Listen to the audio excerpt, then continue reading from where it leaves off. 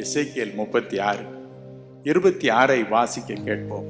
உங்களுக்கு நவமான இருதயத்தை கொடுத்து உங்கள் உள்ளத்திலே புதிதான ஆவியை கட்டளையிட்டு கல்லான இருதயத்தை உங்கள் மாம்சத்திலிருந்து எடுத்து போட்டு சதையான இருதயத்தை உங்களுக்கு கொடுப்பேன்.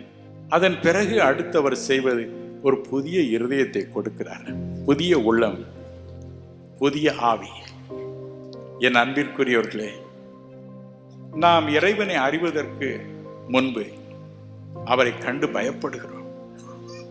கடவுள் என்றாலே தூரமாய் நிற்கிறோம், பயந்து நடுங்குகிறோம் இல்லையா? ஆனால் அருமை இரட்சகரிடம் வந்த பிறகு தம்முடைய இரத்தத்தினால் அவர் நம்முடைய பாவங்களை, கரைகளை போக்கிய பிறகு தம்முடைய இருதயத்தை நமக்கு தருகிறார், தம்முடைய ஆவியை நமக்கு தருகிறார். ஒரு புது ஆவி. என்ன அது? ரோமர் 8:15, கலாத்தியர் 4:6 என்ற 2 வசனங்கள் சொல்கின்றன. நம்மையும் அறியாமல் அவரை பார்த்து, அப்பா, என் தகப்பனே, என் பிதாவே, என் தந்தையே, என் டாடி என்று நம்மையும் அறியாமல் கூப்பிடும்படியாக ஒரு புதிய ஆவியை நமக்கு தந்து விடுகிறாரா? அதன் பிறகு பயம் இல்லை. எந்த நேரமும் எங்கேயும் முழங்கால் படியிட்டு, அப்பா, எனக்கு இது வேண்டும், என் தந்தையே, எனக்கு இது வேண்டும் என்று கேட்கும் ஒரு உள்ளத்தை, கேட்கும் ஒரு தைரியமான ஆவியை நமக்கு தருகிறார்.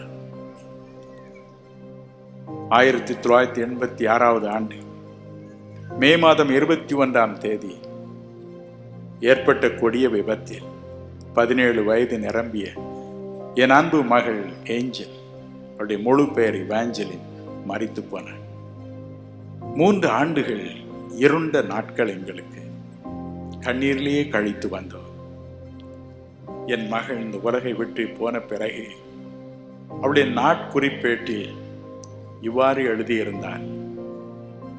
இவ்விதமாக அவள் குறிப்பாக எழுதி வைத்திருந்தாள்: இந்த உலகில் நான் விரும்பும் எல்லாவற்றை பார்க்கிலும் அதிகமாய் விரும்புவது என் தகப்பனாருடைய முத்தங்களைத்தான்.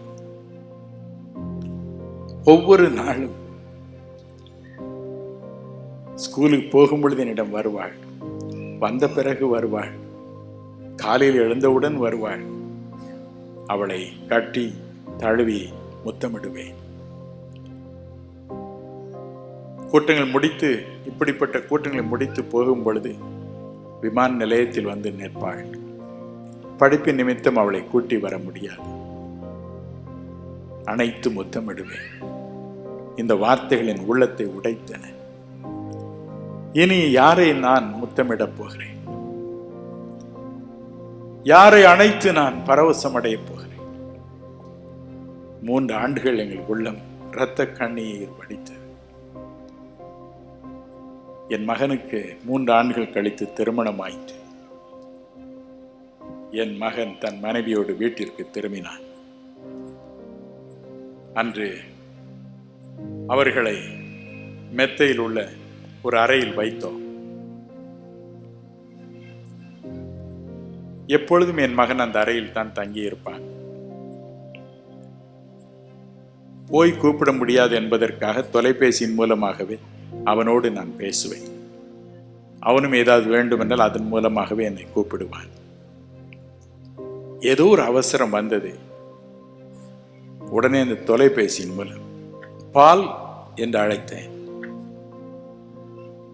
அடுத்த வினாடி அதில் ஒரு குரல் ஒலித்தது. என்னப்பா என்று. அது பெண் குரல். ஒரு வினாடி தடுமாறி போனேன். ஏஞ்சல் திரும்பி வந்து விட்டாளா? Has Angel come back? திரும்பவும் கூப்பிட்டேன். திரும்பவும் அவள் கேட்டாள், என்னப்பா, என்ன வேண்டும் உங்களுக்கு? என் கண்களில் கண்ணீர் மட்டுமல்ல,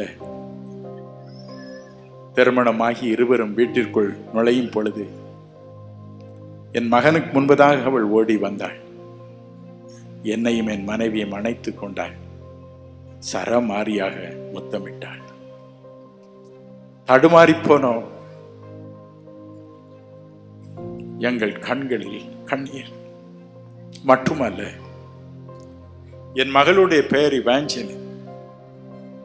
இந்த பெண்ணின் பெயரும் இவாஞ்சலின் என்று அறிந்த பொழுது எங்கள் கண்ணீர் ஆனந்த கண்ணீராய் மாறியது. தேவன் எவ்வளவு நல்லவர்! தேவன் எவ்வளவு நல்லவர்!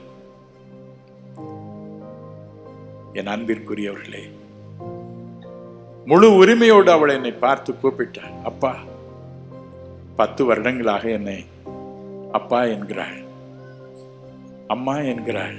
எத்தனை மகிழ்ச்சி, எத்தனை சந்தோஷம்! என் அன்பிற்குரியவர்களே, தேவனுடைய உள்ளமும் அப்படித்தான். அவரே உங்களுடைய இருதயத்தை அப்படி மாற்றுகிறார். என்றைக்கு தம்முடைய மாசற்ற இரத்தத்தினால் உங்களை கழுவுகிறார், அன்றைக்கு வேறொரு அதிசயத்தை, அற்புதத்தை செய்கிறார். உள்ளத்தை மாற்றி போடுகிறார். உங்களையும் அறியாமலேயே ஒரு தேவை வரும் பொழுது, ஒரு சங்கடம் வரும் பொழுது தேவனை நோக்கி கூப்பிடுகிறீர்கள். கடவுளே என்று கூப்பிடுவதில்லை, இறைவனே என்று கூப்பிடுவதில்லை, தெய்வமே என்று கூப்பிடுவதில்லை. அப்பா, ஏன் எனக்கு இந்த கஷ்டம்? அப்பா, எனக்கு ஒரு வேலை வேண்டும். அப்பா, எனக்கு ஒரு குழந்தை இல்லை. தானாக இந்த எண்ணம் வருகிறது, இந்த வார்த்தை வருகிறது. அவர்தான் இதை கொடுக்கிறார். அவர்தான் இந்த புதிய ஆவியை நமக்கு தருகிறார். பிரியமானவர்களே, எத்தனை மகிழ்ச்சி! கவலைப்படாதிருங்கள்.